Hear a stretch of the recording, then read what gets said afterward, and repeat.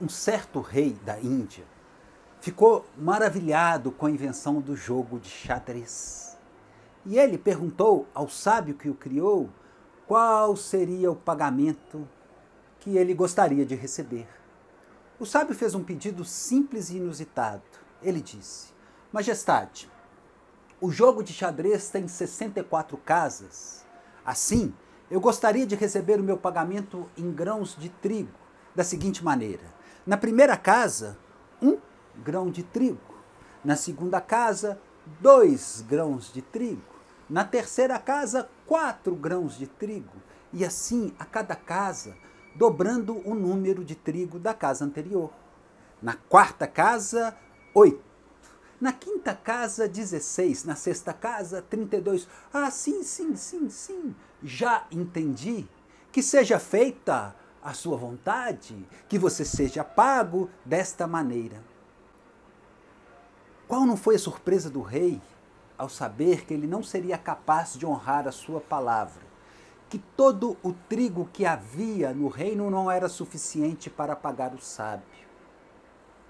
Porque, no final das contas, o rei deveria pagar cerca de 500 bilhões de toneladas de trigo para honrar a sua palavra.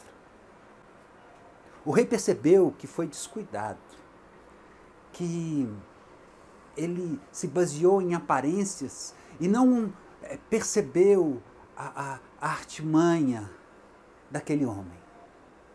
Assim é em relação a esse vírus, a esse tal coronavírus.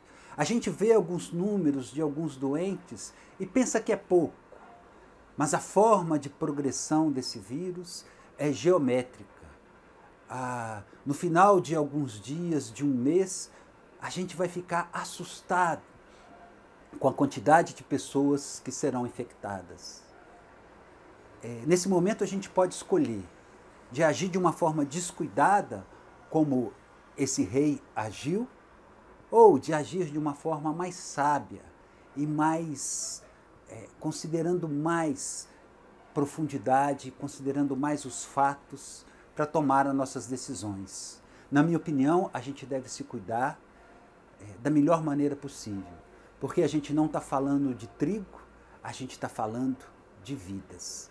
Eu sou Gustavo Gaivota, do Mundo com Mais Histórias.